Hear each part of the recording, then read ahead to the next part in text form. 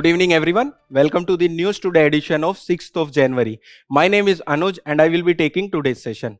In today's session, we will be covering 5 main news and 5 quick update and 1 place in news.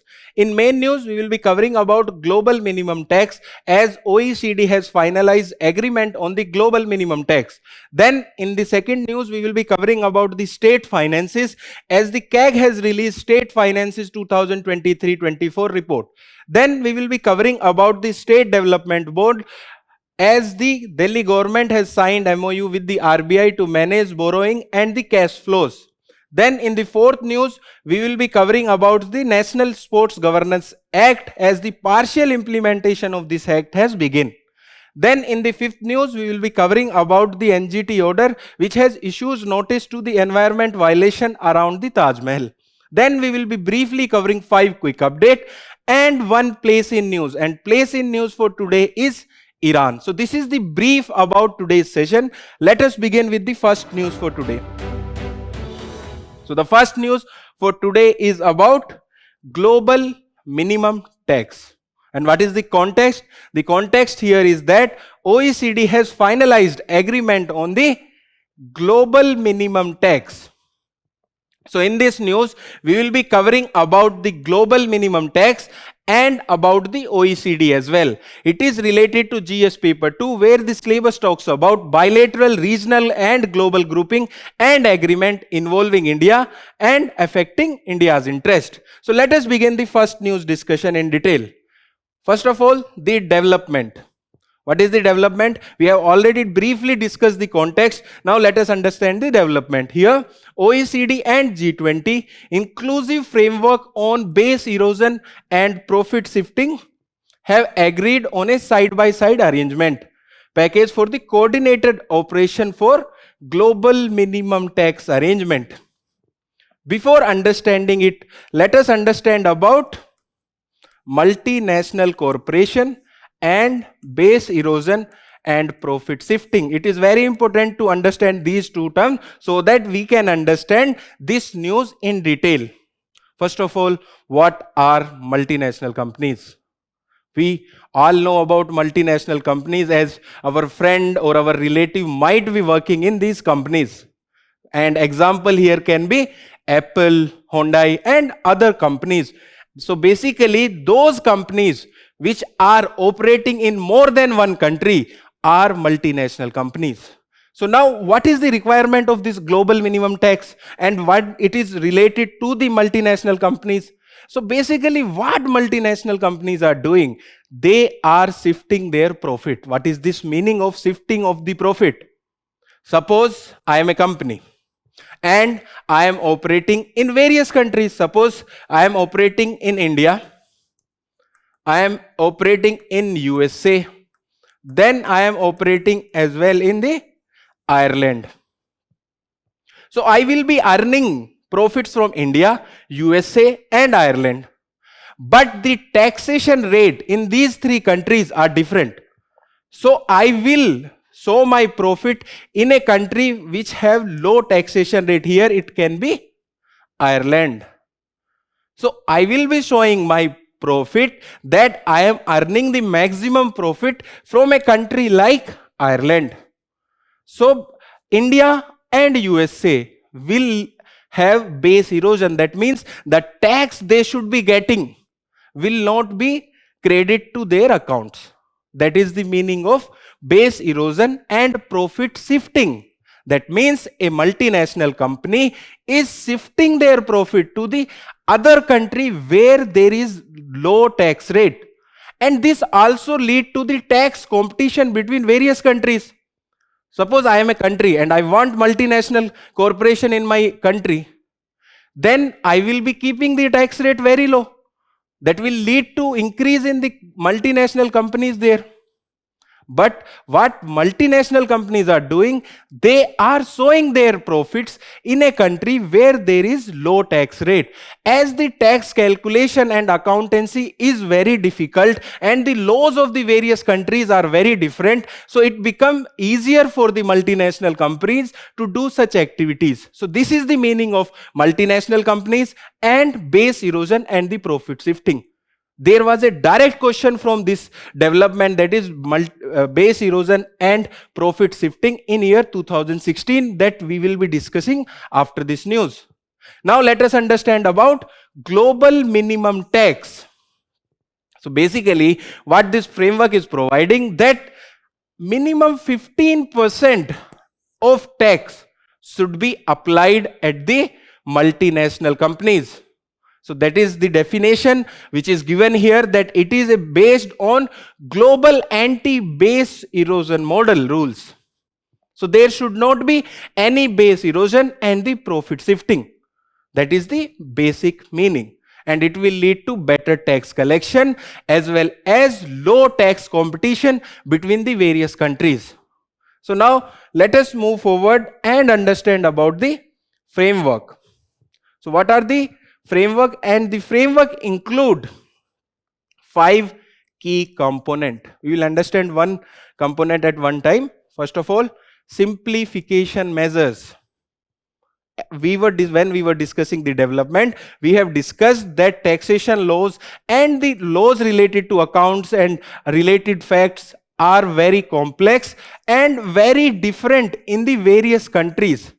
So this package says that there should be simplification measures to reduce the compliance burden for the multinational enterprises as well as the tax authorities. Then it talks about tax incentive alignment. So many countries give tax incentives so that multinational companies can come. But these incentives should not be for that they are giving it to reduce the tax burden, but they are giving to increase the productivity and increase the employment and the growth of the country. Such tax incentives should be aligned with this package. Then it also talks about safe harbor for the qualifying multinational enterprises. So suppose in a country, if multinational enterprises is paying that 15% tax, then there should be a safe harbor for that multinational enterprises. Okay. Then in the 4th point, it talk about level playing field. So here this package talk about that the monitoring of the package should be in a fair manner and any country should not take advantage. So that monitoring and review of this package should be in a timely manner so that there is a level playing field. And lastly, talk about domestic minimum tax protection. So suppose a company is paying 10% tax here and there is requirement of 15% under global minimum tax, so that 5% should be given to the domestic country. That is the meaning of this last principle. And it talks about reinforcement of the qualified domestic minimum top-up tax regime. The top-up here is this 5%. So these are the principle given under this package. Now let us understand about the OECD and G20 inclusive framework on base erosion and profit shifting. When it was launched in 2016, and when the question on this came in the UPSC in the same year 2016, that shows the importance of the current affairs for the UPSC examination. Then it was led by, or it is led by, OECD and G20. And what is its objective? You might have understand about objective when we discussed about the minimum global tax. So its objective is to tackle base erosion and profit shifting by multinational enterprises or multinational corporations. So basically this objective is there, that it should tackle the base erosion and profit shifting, so that multinational companies should pay the tax to the domestic or the local countries. Then about its membership, there are 147 countries and India is also a member. This is very important, that India is also a member of this framework. Okay, then its key pillar, there are two key pillars. Pillar 1 talks about reallocating tax right to the market jurisdiction where profits are generated. That means if profit is generated in India, it should be collected in India itself. Then pillar 2 talks about introduction of global minimum corporate tax, that is 15% to curb tax competition. We have talked about the tax competition between various countries. So these are the two pillars. Pillar 1 talks about reallocating tax right to the market jurisdiction where the profits are generated. Pillar 2 talks about introduction of global minimum corporate tax to curb the tax competition. So these are the two pillars. Now let us discuss the PYQ related to this news. PYQ is from 2016 prelims examination, and it is very simple. The question is, the term base erosion and profit shifting is sometimes seen in the news in the context of A. Mining operation by multinational companies in resource rich but the backward areas. B. Curbing of the tax evasion by the multinational companies. I think if you have listened to the news, you can directly solve this question. That is the correct answer, that it is there for curbing of the tax evasion by the multinational companies. Then there are other two statements, that is C. Exploitation of genetic resources of a country by multinational companies. Then D. Lack of consideration of environmental cost in the planning and implementation of the development projects. So the answer here is B. With this we have completed the first news. So now let us move to the second news. Second news is related to the state finances, and the context here is that CAG has released the State Finances 2023-24 report. This is the second edition. In this news, we will be covering about the key highlight which has been given in this report. It is related to paper 3, where syllabus talks about government budgeting. Now let us discuss this news. So the development, we have already discussed the context. Now let us understand about the development.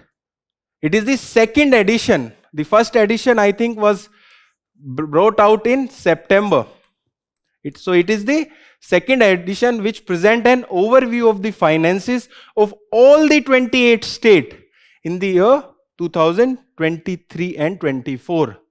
Along with this report also analyzes the state finance of the last decade, that is the last 10 years. So this is the development. Now let us look at the key highlight which has been given in this report. First of all, the public debt of the state. What is the meaning of public debt? So basically, there are two types of revenue for a state. One can be the revenue of the state, that is through tax and capital revenue, and another one is through the debts, that can be through the government securities and the other types of loan. So the report has said that around 67.87 lakh crore, that is around 23% of state GDP, is the public debt as of March 31 of 2024. So this is the first highlight given in the report. Secondly, it talks about fiscal deficit. What is the fiscal deficit? So basically it's simple, that total expenditure of the government minus the total revenue is the fiscal deficit of the government, for the central government as well as for the state government. It is simple, it is the total expenditure minus the total revenue of the government. So what the report is saying about the fiscal deficit? It is saying that 18 states have exceeded the 3.3% of the state GDP, which was given under by the 15th Finance Commission. So this benchmark of 3% of state GDP was given by the 15th Finance Commission, and this has led to the extreme fiscal rigidity. That means there is a lack of space for the new development. And it is also given that 60% of the state funds are going for the salaries. So state does not have funds to be allocated for the new development project, especially the capital projects. So this is given here that there is extreme fiscal rigidity. Suppose I have 100 rupees and I have to give 60 rupees every month to something. So I will be remaining only with the 40 rupees, and there will be lack of chances that I will be investing those 40 rupees for the capital investment, which require a lot of investment. So this is given in this report. Now this graph talks about the total outstanding public debt of the states. Okay, so please read about that. Can states borrow from outside the India, outside of the India, along with Article 293 of the Constitution? Please read about it. And what were the changes made by the cabinet in the year 2017? Okay, please be clear. Can state borrow from the outside of the India? Read about Article 293 and what are the changes made in the borrowing capacity of the states from outside of the India. Please read about it. Then coming to the total outstanding public debt of the state. So these bars shows the total outstanding debt of the state. So in the year 2014-15 it was around 20.04 lakhs crore, and recently it has risen to the 67.87 lakh crore. So it is consistently increasing. Trend based questions are often asked in the UPSC examination. So what is the trend here? In the total outstanding public debt of the state, that is consistently increasing. But when we talk about debt to the GDP, state GDP ratio, that has increased to 25% after the COVID, but now it has decreased to 23%. So here the trend is that it has increased to 25%, then after the COVID it has came down. Okay, so the trends based questions are very common in the UPSC prelims examination. Now let us look at the other highlights which are given in this report.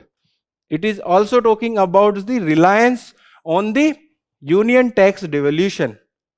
That means the states are depending a lot on the devolution from the center. So if there is a disturbance at the center level, there will be disturbance at the state level as well. And they have supported it with the data that it has risen from 21% in year 2014-15 to 30% in 2023-24 for the revenue. So this is the fact here, that the reliance on the union tax devolution is very high. Then it also talks about the low capital expenditure. We have discussed about it, that the revenue expenditure continues to be dominating at the 83%, whereas the capital expenditure is only about 16%. What is the revenue expenditure as well as the capital expenditure? Whenever you are understanding the economic topic, please be very clear with the basics. So revenue expenditure include the interest payment on the various loan, also includes the payment of salaries and other. Then capital expenditure include the expenditure on the formation of assets such as roads and building. as well as it also include the payment of the loan. That means if there is payment of the loan, interest is under the revenue, loan is under the capital.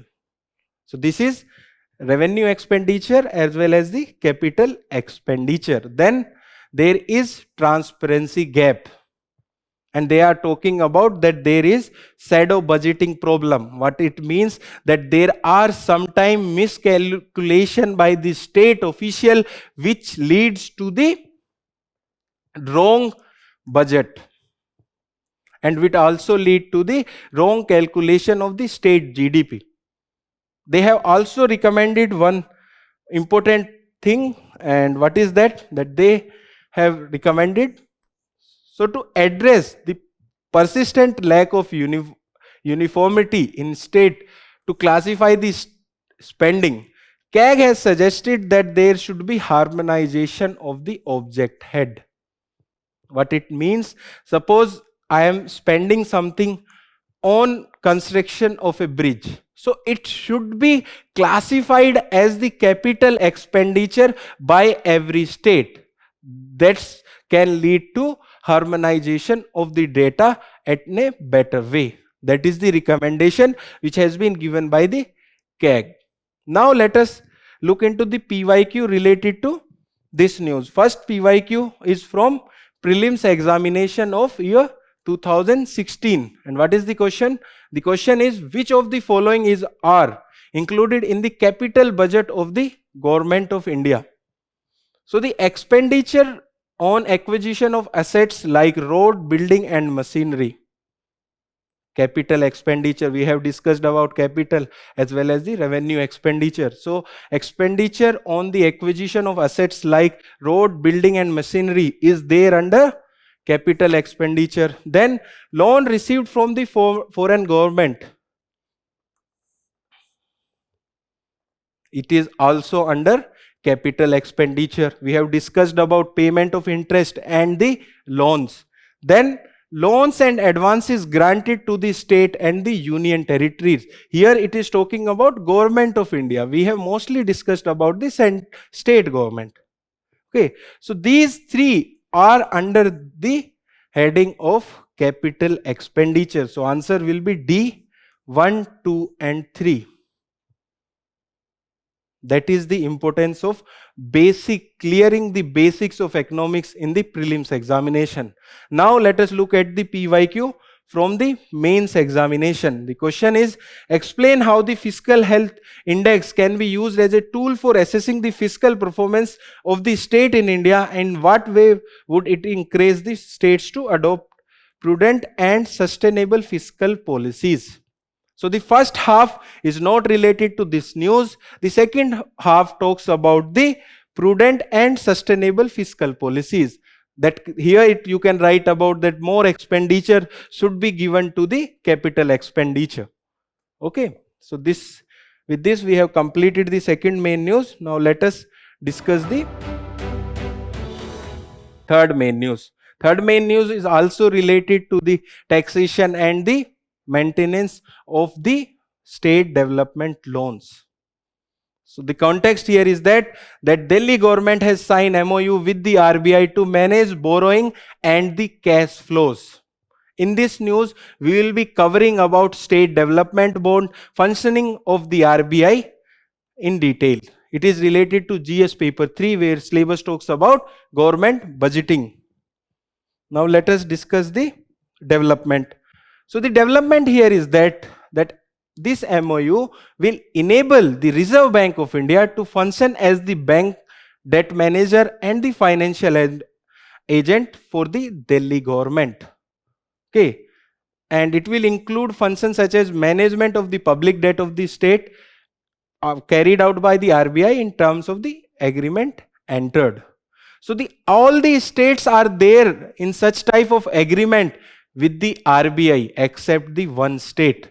The name of that state is Sikkim. So all the states are in agreement with the RBI to manage their cash flow and debt except the Sikkim. It is an important fact because only one state is not in the agreement with the Reserve Banks of India. Now let us understand about the role of RBI as bankers to the government. Okay, first of all, let us understand here about bond. Suppose I want money. I can stand here and I can say to the public that give me money and I will invest it somewhere. But no one will trust me. But here we are talking about government. People trust the government. So here bonds are issued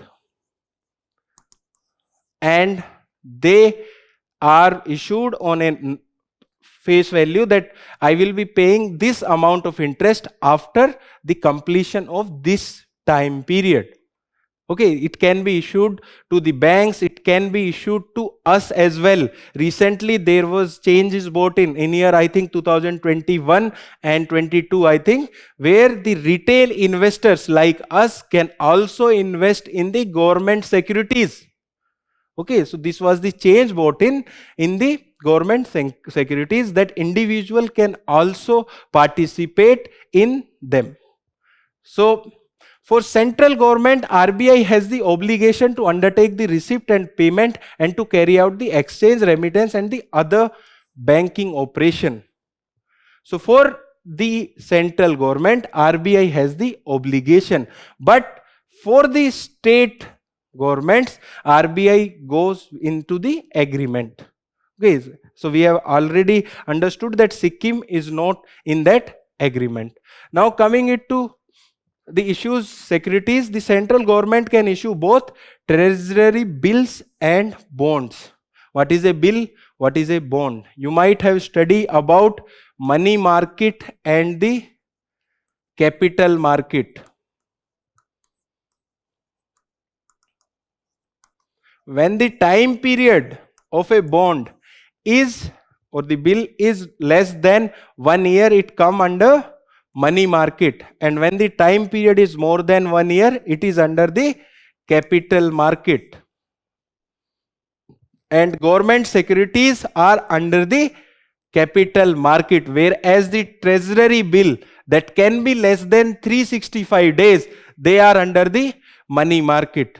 Please be very clear about money market and capital market. Money market means less than 1 year. Capital market means more than 1 year. 1 year here means 365 days. Then while the state government can issue only the bonds, that means the state government cannot issue the treasury bills. Please be very clear that central government can issue both treasury bills as well as the government securities, whereas the state government can only issue bond. That means they can only issue the bond that is there for more than 1 year, and their bonds are known as state development loans. Okay, and there is last information which is given that RBI also maintains the principal account of the central as well as the state government, as it is central account section in Nagpur. So this is about the role of RBI as bankers to the government. Now let us understand about the other functions of the RBI. First of all, it is the monetary authority of the country. There is fiscal policy, there is monetary policy. Fiscal policy is taken by the governments. It includes taxation and other things, whereas the monetary policy is taken by the central government, and here it is RBI. It includes bank rates, repo rate and other things. Then it prescribes broad parameter for the banking operations. So banks in India are looked after by the RBI. Then it manages the foreign exchange under the FEMA Act of the 1999. What is this foreign exchange? That means it kept some foreign exchange for protection, and if there is high volatility in the rate of the rupees, it will kick in. That is RBI. Then it issues, exchange and destroys currency notes. Whenever you find notes in your houses which is destroyed, you can directly go to the RBI and exchange that note. That is the meaning of it. Issues as well, it exchange as well, and it destroys currency as well. Then it is bankers to the banks. That means for us the bank is there, but for banks the bank is RBI. That is the meaning of bankers to the banks. So these are the other functions of RBI. Now let us look at the PYQ related to this news. The first PYQ is from the year 2018. Please try to solve it. Okay, the question is, consider the following statement. The Reserve Bank of India manages and services Government of India securities, but not any state government securities. We have discussed it. With the agreement, it also gives service to the state government. So this is a wrong statement. Then second statement, treasury bills are issued by the Government of India and there are no treasury bills issued by the state government. We have discussed this. It is an correct statement. Then third, treasury bill offer are issued at a discount from the par value. That means suppose I will be paying you 100 rupees, but the treasury bill will be issued for 98 rupees. That means 100 rupees will be paid you after the completion of that time. That is the meaning of this statement, and it is also a correct statement. Then answer will be C, 2 and 3. Now let us discuss one more PYQ related to this news. It is from year 2021. In India, the central bank function as the lender of the last resort, usually referred to which of the following? Lender of the last resort. First, lending to the trade and industry bodies. Okay, have we read that RBI directly lend to the industries? No. So the first statement is incorrect. Second, providing liquidity to the bank having a temporary crisis. When we have crisis of money, we can go to the banks. But when banks have the crisis, they can go to their bank. And what is their bank? It is the RBI. Bankers of the bank. So the second statement is correct. Third, lending to the government to the finance budgetary deficit. It can lend to the government to finance budgetary deficit, but that does not come under the lender of the last resort. So the answer will be B, 2 only. Okay, with this we have completed the third main news for today. Now let us discuss the fourth main news. And what is the context? The context is that the partial implementation of National Sports Governance Act has begun. In this news, we will be covering about sports administration in India and about the key provision of this act in detail. It is related to GS paper 2, where syllabus talks about important aspect of governance, transparency and accountability. Let us understand this news. First of all, the development. So with effect from January 1, 2026, institutional mechanism, the act which provide such as national sports bodies, which include National Olympic Committee, National Paralympic Committee, National Sports Federation and Regional Sports Federation have came into effect. This is the development. We will be understanding about national sports bodies, national Olympic bodies and other bodies in detail when we will be discussing about this act. So before understanding that, let us understand about sports regulation. So sports regulation is under the state list in the 7th schedule. Please be very clear that sports regulation in India is under state governments. Okay, and there are many regulatory bodies such as SAI, Sports Administration of India, Sports Authority of India, sorry. Then Indian Olympics Committee, and there are national sports bodies for more than 50 sports. That's how the administration of sports in India, and sports regulation in India is under state government. Now let us understand about this act in detail. First of all, it established the National Sports Board. So this board will be the apex regulatory body which will be empowered to grant, renew, suspend or cancel recognition of the national sports bodies. This is National Sports Board, which is the apex regulatory body. And any national sport body or any sport body which is not under this act will not get fund from the central government. That is given under this act, that if a body is not connected with the National Sport Board, will not get any funds. Okay, and the other function, it will collaborate with the international sports bodies and the national sports bodies. Okay, here we are talking about National Sport Board. Now let us understand about national sport bodies. So they are there for the regulation of their respective sports. It also includes the National Olympics Committee, which will regulate and regularize whatever sports are under Olympics. There was a direct question from in year I think 2021 where they ask about the addition of new sports in the Olympics. I think that year breaking dance or something was added, or I think basketball was added, that was asked. Then it will also recognize the organization of National Paralympics Committee, which is there for the Paralympic sports. Then the other bodies under which this will be the National Sports Federation, which will be presently there for the particular sports, as well as it will also include the bodies such as Regional Sports Federation. So these are the two highlights. Now let us understand the other highlight under this act. It will also establish the National Sports Tribunals. What are tribunals are there for?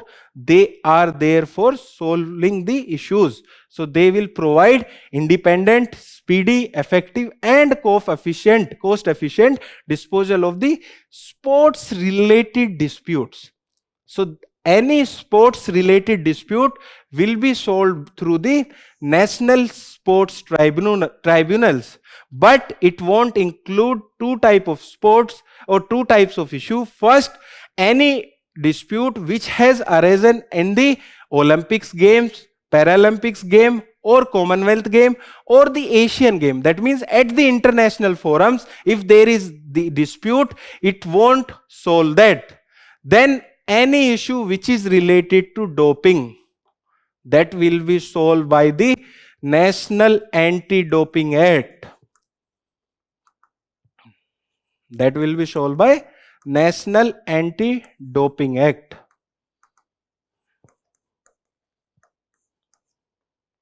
Then it will establish a National Sports Selection Panel, which will provide a central roster of the experienced former election official to oversee fair and transparent election in the sports federation. There is a lot of issue of elections in the sports federation, so it will provide a central roster of the experienced former election officials. Along with this, it will also try to balance and try to improve the ethics in the sports. For that, it is their ethical and the safe sports framework. So it's call out for the adoption of the code of ethics and promotion of the safe sport policies. So if there is mishandling of the athlete, or if athletes are injured by the sports infrastructure, or there is issues to the women athlete, this will prevent them because there will be a code of ethics. Then it also promote accountability and transparency, as these sports board will be under the RTI Act. So if I want any information regarding these sports boards and sports bodies, I can take the information through this Right to Information Act of 2005. Then it also establish the financial oversight, as the account of boards will be audited by the CAG of India. So it will provide how the finances are used by the boards. So it will lead to better accountability and the transparency in the sports management and the sports administration of India.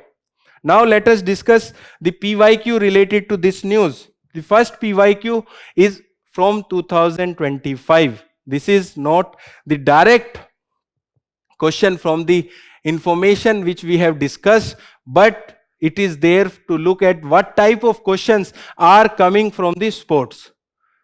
So the question is, consider the following statement in the respect of the first Kho-Kho World Cup. First of all, it was important because it was the first Kho-Kho World Cup. And the statement given that the event was held in Delhi, India. And the Indian men beat the Nepal with the score of 78-40 in the final to become the world champion in the men's category. Then Indian women beat Nepal with the score of 54-36 in the final to become the world champion in the women category. So these are the statements which are given. Here the first statement is correct, but second and third statements are partially correct, whereas the scores are interchanged. So it was there for men's and it was there for women. So the only one statement is correct, that is one only. Now let us look at the question from the mains, which was asked in year 2014. The question is, an athlete participates in Olympics for personal triumphs and national glory. Victors are showered with the cash incentives by the various agencies on their return. Discuss the merit of state-sponsored talent hunt and its cultivation as against the rationale of reward mechanism as the encouragement.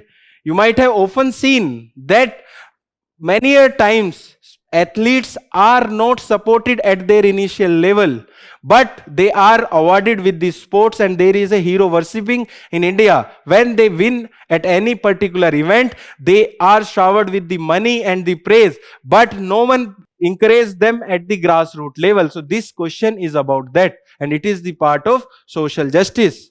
Okay, so with this we have completed this news. Now let us understand and discuss the next news for today.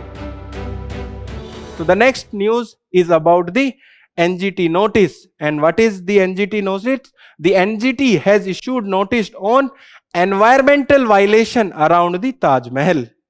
If you have visited Taj Mahal, you might have noticed that in and around Taj Mahal, there is lot of construction activities which is going on for activities such as selfie points.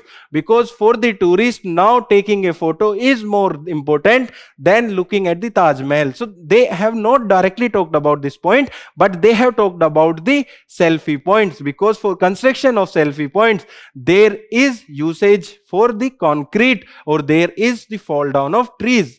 That is the context here. It is related to GS paper 3, where syllabus talks about the conservation and the environment pollution. Now let us discuss the development. So the NGT, which stands for National Green Tribunals, has noticed to the center as well as the UP government and highlighted concerns over the non-compliance when the environmental norm in the protected Taj Trapezium zone. We will be understanding about the Taj Trapezium zone in the next slide. Before that, let us understand what is the issue. So issue here is that there is rampant construction and felling of trees, which has resulted in the decrease of the green cover in and around Taj Mahal. That is the development. And they are also noticed that over the year, air and water pollution has caused the Taj Mahal white marbles to the turn them into yellow and darken them. It has also talked as the Taj cancer. It is also called as the Taj cancer.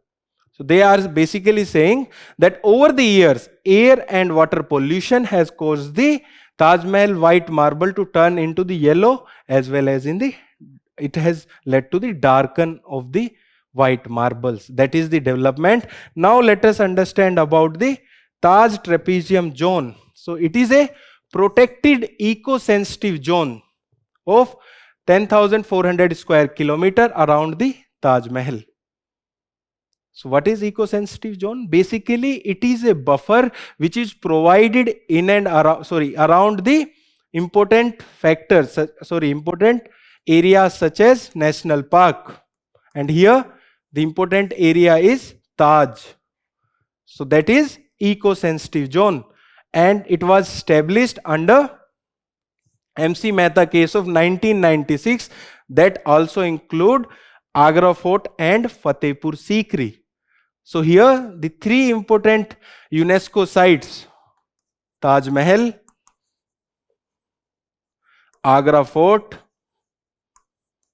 and Fatehpur Sikri, are included under Taj Trapezium zone, and it was established, the Taj Trapezium Zone Pollution Prevention and Control Authority was also created under this act, and this authority is under the Environment Protection Act of 1986. Okay, and in the year 2015, in this MC Mehta case, Supreme Court has banned felling of trees within the 5-kilometer aerial distance from the Taj Mahal without the permission of the Supreme Court. So if someone has to take out the tree from the 5-kilometer zone, they have to take permission from the Supreme Court. So this was about the Taj Trapezium zone. Now let us understand about the NGT. So basically it is a statutory body which was established in the year 2010 under the NGT Act. So it is a statutory body, and its enforcement, basically it strengthens compliance with the environmental laws, and in particular 7 environmental laws, which includes Water Act of 1974, Air Act of 1981, Environmental Act of 1986, then Biodiversity Act of 2022, and there are other 2-3 acts as well. But it excludes certain acts such as Wildlife Protection Act of 1972, Indian Forest Act of 1927, and Scheduled Tribe and other traditional forest dwellers recognition of forest right of Act of 2006. So these are the exception to the NGT, and it include the 7 Act. Please be very clear about those 7 Act, and it has to give orders within the 6 months, and its orders are binding but not final. That means that they can be revised, as well as the petition against the order of NGT can be presented at the Supreme Court. So these were the information regarding the National Green Tribunals. Now let us look at the PYQ, which is directly related to this news. It is from the year 2018, and the question is, how is the National Green Tribunal different from the Central Pollution Control Board? So the NGT has been established by an act, whereas CPCB has been created by the executive order of the government. So this is partially correct. The statement till here is correct, that NGT has been established by an act, but CPCB is created by executive order. No, this is not the correct information. It is established under Water Act of 1974, that is for prevention and controlling of pollution of water. Then NGT provide environment justice and help reduce burdens of litigation in the higher court, whereas CPCB promote cleanliness of the streams and wells and aims to improve the quality of air in the country. So the second statement is correct. It talks about the function of NGT and Central Pollution Control Board. Okay, so the second statement is correct. With this, we have completed all the main news for today. Now let us discuss the place in news for today. So the place in news for today is Iran. And what is the context? The context is that India has issued an advisory urging its national to avoid any non-essential travel to Iran until further notice amid the ongoing protests. So you might be reading about the protests which are going on in the Iran. So Indian government has issued an advisory urging our nationals to avoid any non-essential travel to the Iran. In this news, we will be covering about the features of Iran. Before looking at the features, let us look at the map of the Iran. So Iran, it is there in the Middle East or West Asia. Okay, so it is member of BRICS, it is member of SCO, it is member of OPEC. We have discussed about OPEC yesterday. So there are 12 oil producing countries in that. So it is member of BRICS, SCO and OPEC. Then its land border, it share border with Armenia, Azerbaijan and Turkmenistan in the north, and Afghanistan and Pakistan in the east, and Iraq and Turkey in the west. Here is Iraq, here Turkey, then it Armenia, Azerbaijan and Turkmenistan, and Pakistan and Afghanistan. Then talking about maritime boundaries, it share border with the Caspian Sea. It is important. Please learn about the countries which share border with the Caspian Sea. It also share border with the Persian Gulf. It also share border with the Gulf of Oman. Then there is Lake Urmia. It was also there in the news in recent past because of deterioration of the condition in this lake.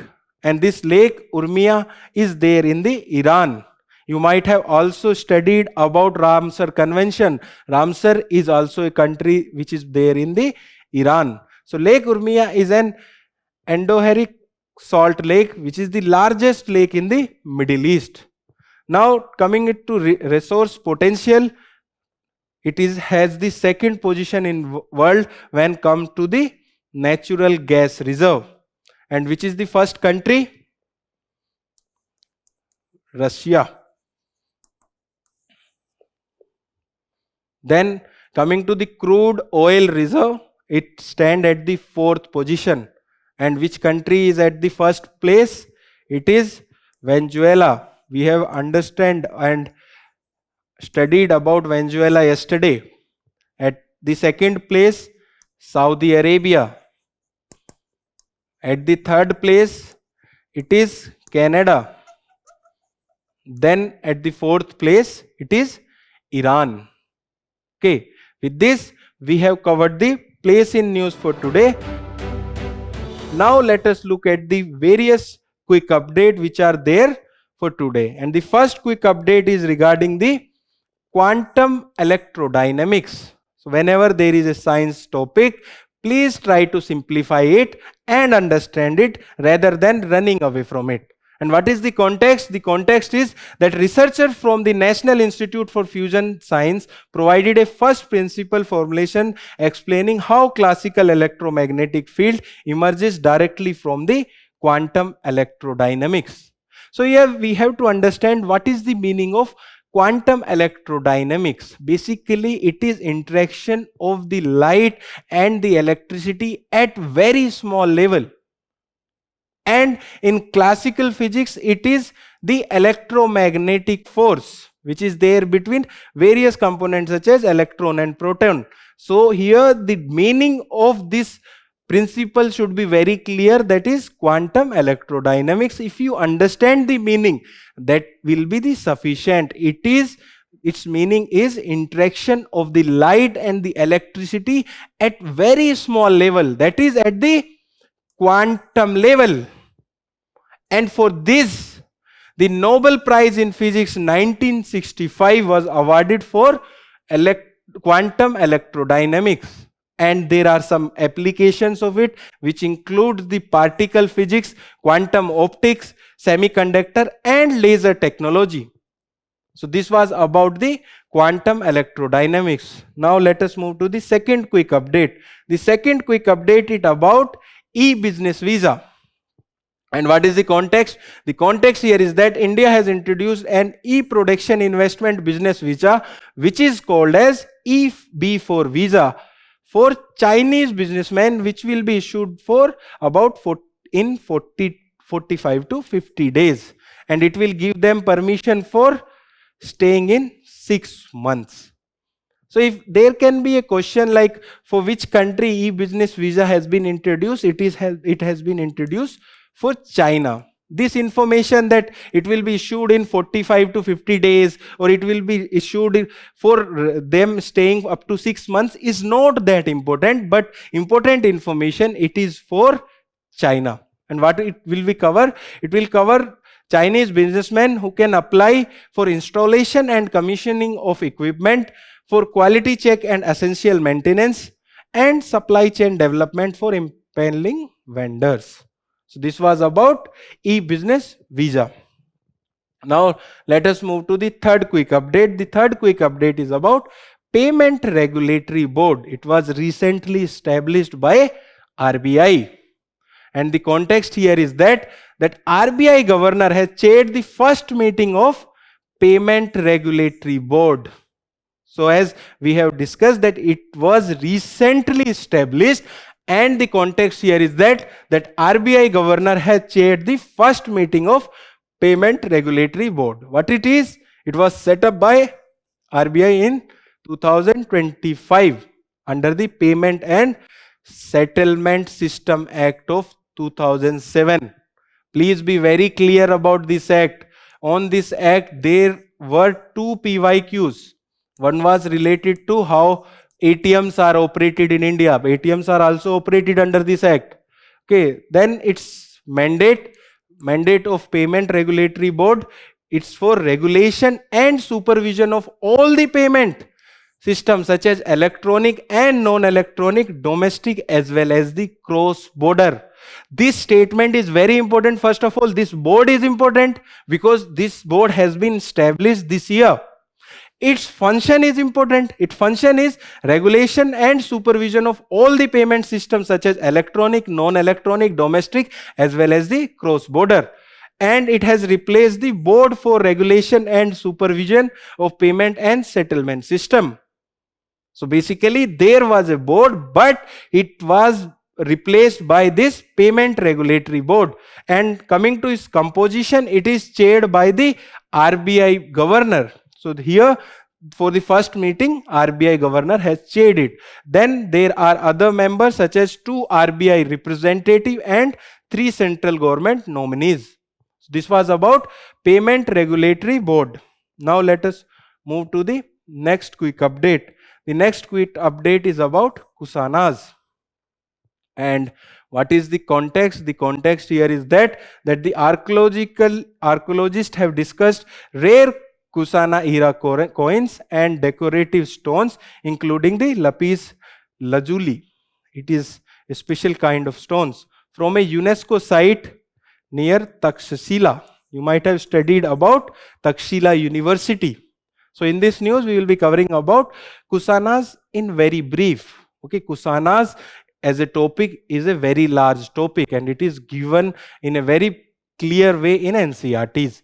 Here we will be touching very simple fact about Kusanas. So it's coming to their origin. They have originated from Central Asian Yuchi tribe established in the vast trans-regional empire. And Kanishka I was the greatest Kusana ruler which promoted Buddhism and conveyed the 4th Buddhist Council. Where does the 4th Buddhist Council was held? It was held in Kashmir.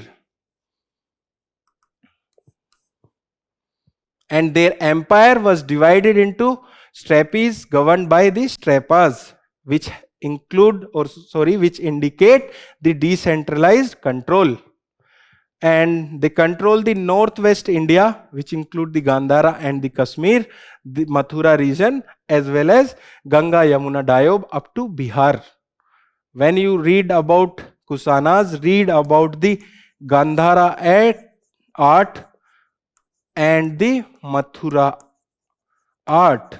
They were patronized by Kusanas. They issued extensive gold coin, but they were not the first issuer of the gold coin. Who were the first issuer of the gold coin? It was Indo-Greek. Okay. Now let us move to the next and the last quick update. The last quick update is about the strategic importance of the Greenland. And what is the context? The context is Danish PM rejected the claim of US president over the Greenland. So there is tussle going on between now. President Trump is claiming that Greenland is also part of America, that they will include Greenland into America. And why they are saying it? Because it has strategic importance. For one, that is military and the security infrastructure. You can see the map. It lies very close to the United States, Alaska, and from here they can control the European region, they can control the Russia. That means they can look after those regions. That's why it has a military as well as the security infrastructure importance. Then it is also important for critical minerals and natural resources. As ice is melting, whatever the resources which are present in the Greenland, it will become easy to extract them. Then it is also important for emerging Arctic shipping route. As ice is melting, there will be route in the Arctic Ocean. So that through the Arctic route, their choke points such as Panama and Red Sea can be avoided, and there can be increase in the shipping in the Arctic Ocean. So these are the importance or the strategic importance of the Greenland. With this, we have completed the news today, discussion of today. And to read further about current affairs of us, you can visit the digital current affairs website of us, and please solve the question which are visible on your screen. Thank you and all the best for your preparation.